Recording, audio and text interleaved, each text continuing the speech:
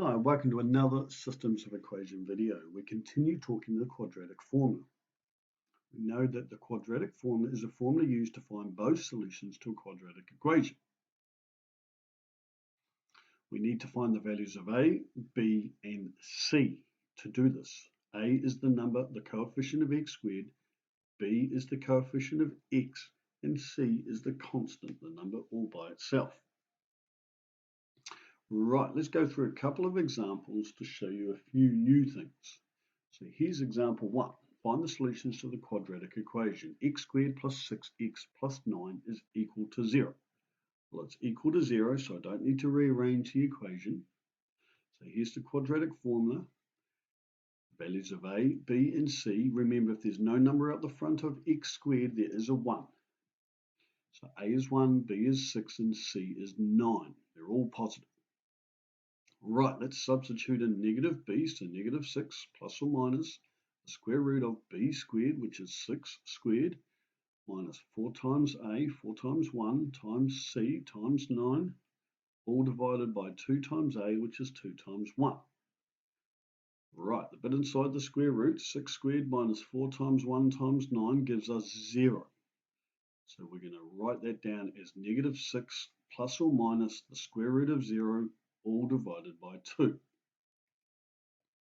Now when we go to write our two solutions, our first solution is when we go negative 6 plus 0, all divided by 2. And our second solution is negative 6 minus 0, all divided by 2. Now hopefully you've realized at this stage that when you add 0 or subtract 0, it doesn't change our answer. So both of them are going to give us the same answer. x1 and x2 are both the same solution. Now, we call this two repeated solutions.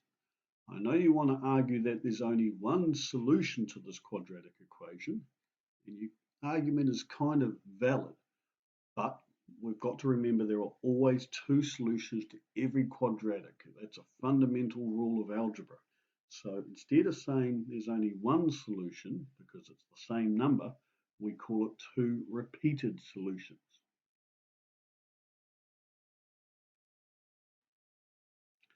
All right, let's look at a second example, number 2. Find the solutions to the quadratic equation 2x squared minus 5x plus 20 equal to 0.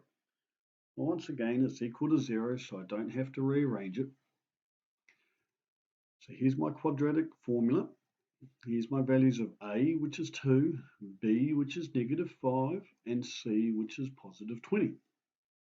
Let's substitute these in. So we've got negative b, which is negative 5, because b is already negative 5, and we've got to make it negative. We've got plus or minus the square root of negative 5 all squared, minus 4 times 2, which is 4 times a, times 20, which is times c, and that's all divided by 2 times a, which is 2 times 2. Now, be careful with a couple of things. See this negative, subtract negative, makes it positive. Because b was already negative, we've got to make it negative, which makes it a positive. Right, when we do the bit inside the square root, we've got to go bracket negative 5 all squared, which is negative 5 times negative 5, which is positive 25. Then we've got a minus 4 times 2 times 20, which gives us an answer of negative 135. So we can replace all this bit inside the square root with negative 135. Now, the problem with this negative 135, you cannot calculate the square root of negative 135. You can't calculate the square root of any negative number.